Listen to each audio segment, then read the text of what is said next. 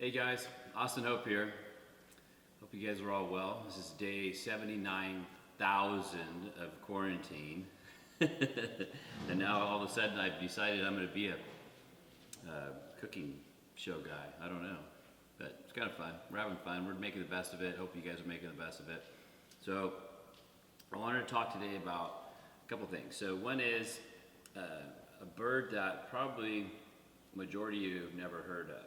And it's called Squab, and it's my favorite poultry there is. It's unbelievable. I mean, it's if you like red meat, and even lighter red meat, this is the bird for you. It's unbelievable. So I went to college in Cal Poly with a good friend of mine named Dalton, and Dalton runs the largest squab co-op in the state, and it's interesting because what they are is they're a young pigeon, and I think they haven't caught mainstream traction because it's like, well, it's a pigeon, right? And everybody's always got this in their head of like pigeons. Oh, pigeons are bad. They sit on 7-Eleven and poop everywhere and all this stuff, but they're really not. These are bred for this, and they're young. So what we have here today is the breast meat.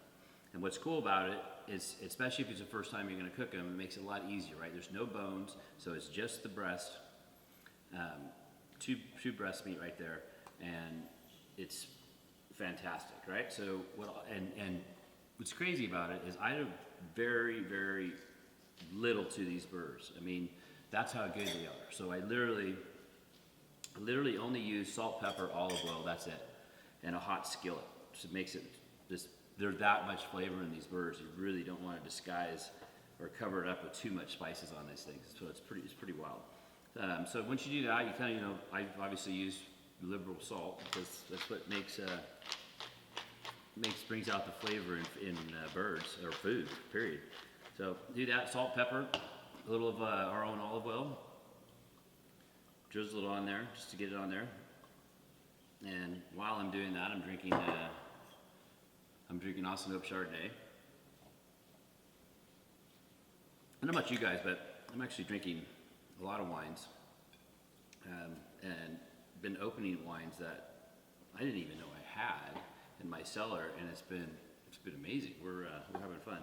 We're not consuming everything, but last week was an all-time record, and my wife Celeste says, "Why are you opening so many wines?" I said, "Because I want to taste them. I just want to taste them. I don't know." And so, she's been enjoying them with me. So we're not finishing every bottle, but last week's record was 22 bottles of wine we opened up in 7 days.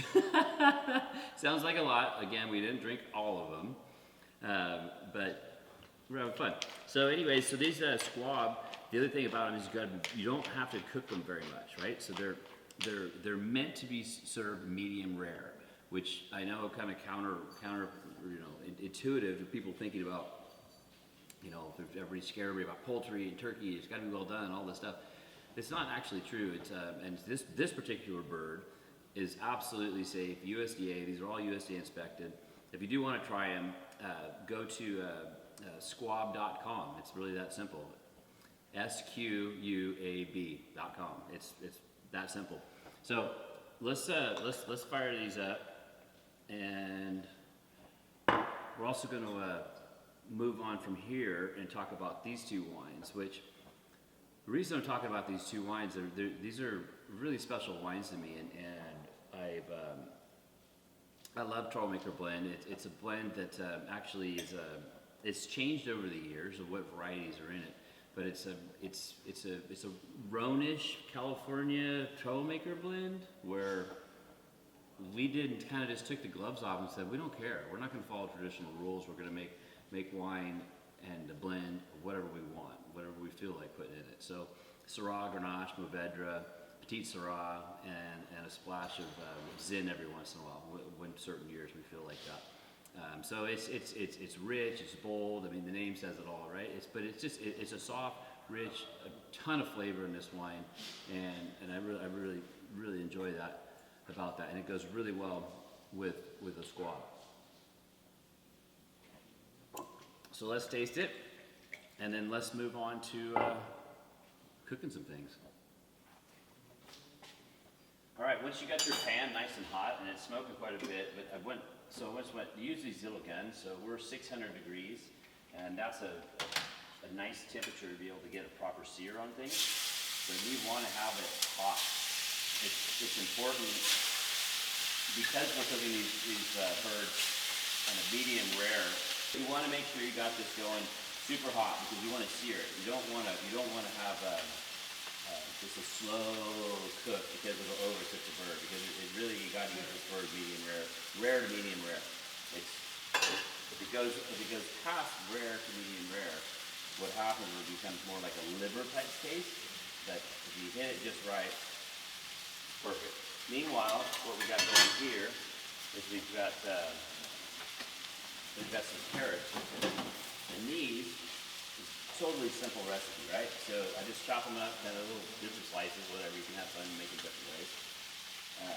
Salt, pepper, and believe it or not, instead of using water, I actually use Triana Chardonnay. Sounds bad, but it tastes really good. You know, it's a little wasteful, but it's not really wasteful because it's going inside. It tastes good, right?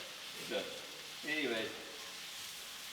You want to get these on a nice sear, keep them going, and then while that's going, what we're going to do is we're going to cook a little, we've got a wok. You guys should have a wok if you don't have one.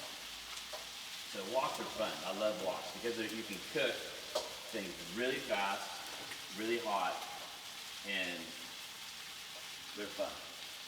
So this is sesame oil. All right, so we got all this stuff today from our local organic store, super small, independently owned. Actually went to high school with the woman that owns it, Melanie. It's called Nature's Touch. It's a super place. Went down there, picked up some fresh carrots. The carrots came from there because our garden's just starting. It's not quite, we're a little bit late in Paso.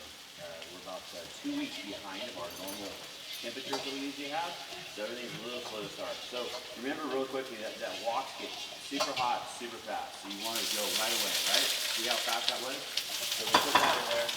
So it's just sesame oil, salt, and pepper. We're gonna go back over here and get some salt and pepper. And that's it. And then you just move it real quick, real quick. You don't wanna let it sit, right? So constantly give it a little flip. You don't want to flip.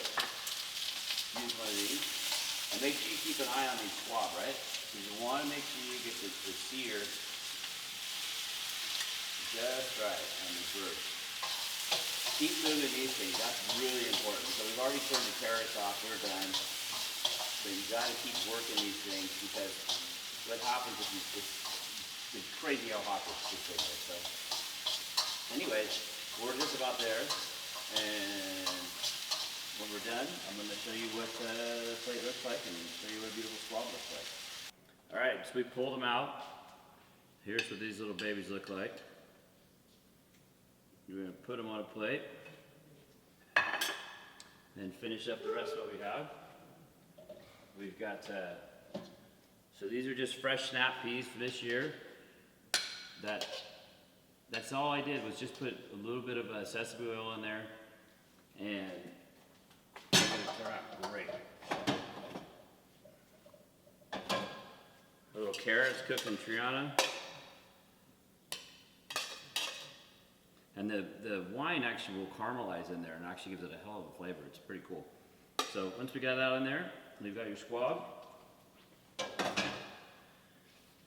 We've got a bottle of Liberty School. I always put a little more salt. I know everybody probably thinks I salt a little too much, but you know what? Salt's the key to life. A little more pepper. And then I like to garnish the carrots with a little bit of mint. It came from our garden. And there you go. There's your dish. Squab. And let's just cut into this baby. So this is perfectly cooked medium rare. You can see that. And I'm telling you right now, you try this, get it from my buddy, and you're gonna love it. Troublemaker's a great brand. Liberty School's a great brand. Both these wines taste good. They're delicious. They're affordable. The reason I brought these out is because you know what? We need to support as many people as we can. and our local retailers around you. These wines are both available all the time, and I know we talk all the time about buying wine from us, but it's really important for me and the family to think about all the other partners that we've had throughout the country that have helped us get to where we are today. And you know, buy a bottle of Liberty School, buy a bottle of Troublemaker. They're both kick-ass wines. You're gonna enjoy them and love them. Anyways, hey, cheers, guys. Stay safe, and thank you. Here's to 2020 season 2 is what my wife said.